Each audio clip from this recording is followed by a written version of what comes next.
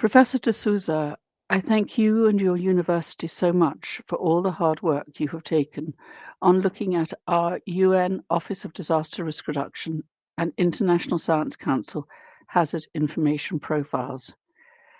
My name is Virginia Murray. I'm head of Global Disaster Risk Reduction in the UK Health Security Agency, but I am speaking as chair of the Technical Working Group for the UN Office of Disaster Risk Reduction and International Science Council, where we were working on the hazard definition and classification review, technical report, and the hazard information profiles with our many authors and reviewers.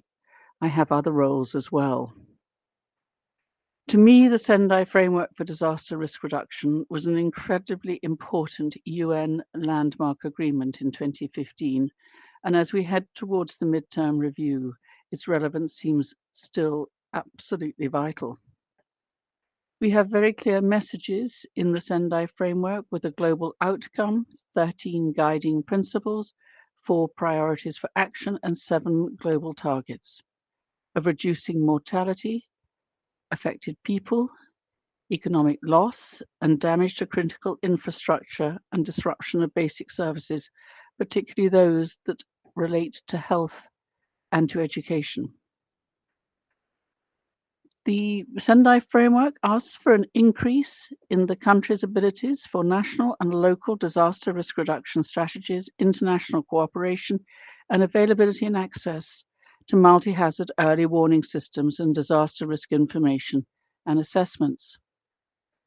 But one of the things that came through very clearly was paragraph 24J, which called for strengthening technical and scientific capacity to assess disaster risks, vulnerabilities, and exposure to all hazards. It was a very great honor that in 2019 at the Global Platform, I was asked to chair the UNDRR and International Science Council Hazard Definition and Classification Review and publish a technical report, which we did in 2020. This was done in partnership with many of our UN partners, our International Science Council partners, our industrial science partners, and of course, our international humanitarian organization partner, the International Federation of the Red Cross Red Crescent. But it wasn't just those who worked in the technical working group. There were many volunteers and a huge outreach to many. It was with that in mind that we pulled together a huge process to understand what we had to do for the data sources, what inclusion criteria, how we would build up the hazard list, and what our recommendations would be for the future. In the end, 302 hazards were identified. They cover hydrometeorological ones, extraterrestrial, geohazards, environmental, chemical, and me as a health professional, biological hazards were absolutely critical and now represent the largest hazard type, but also have 10 clusters in it. Technological hazards are a relatively new area of work, but really important for everything we do in hazard risk reduction. And although not part of the Sendai Framework, we were allowed to include for completeness a series of 8 hazards for societal hazards. Recognizing that the report was rather dry, we were asked to turn it into clear hazard information profiles as a supplement, and these were published in October 2021. We worked very hard to identify subject matter authors that were appropriate to the hazard type, to have the first drafts of these hazard profiles reviewed by external reviewers who were not involved in the process, building an iterative process, which finally I, as chair of the technical working group, had to agree.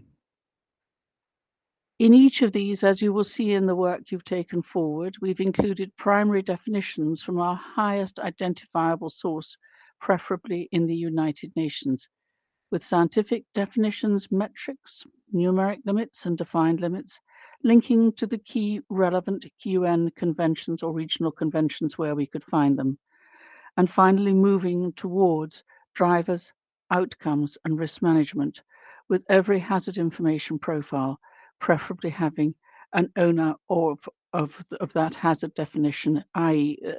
as a UN or a scientific agency or organization. Clear recommendations came to use this hazard list to actively engage policymakers and scientists in evidence-based national risk assessment processes to understand all the actions that are needed at managing risks in emergencies and disasters. And of course, scientists and those who are training scientists are absolutely key to delivering this understanding.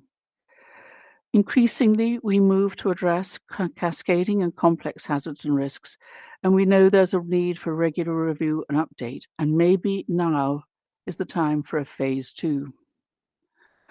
What is important about this work is that I was very delighted to hear that our UN partners thought that we had built something that was not only relevant to the Sendai framework, but also to the Sustainable Development Goals and the Paris Agreement on Climate Change by providing a common set of hazard definitions for monitoring and reviewing implementation. What you have done, Professor de Souza, is to turn our English version into something that our Portuguese-speaking colleagues might find very useful. And as part of this work, I was delighted to see you've included images which we weren't able to do in our version. But I thank you so much for sharing this image and the work that you've done. Why does it matter? Because we all need to work together. Antonio Guterres, who is now the UN Secretary General, called for early warning and early action at the World Meteorological Day in 2022. We know that the whole world must come together to really make sure we can deliver this better. And I had the great privilege of being one of the 3 speakers for the early action at this event. So to me, it is absolutely critical that we make our hazard information profiles understandable to all. So we know that we have a process. We know that we have our review. We know that we have our hazard information profiles, and we know we have the list of the hazards that we need. Now you have translated these into something that might be much more relevant for Portuguese-speaking colleagues, with lovely images, but also helping us to improve our chances of achieving clearer early warning and early action, along with many other needs for disaster risk reduction and disaster risk management for the future. Many thanks for asking me to offer this short contribution.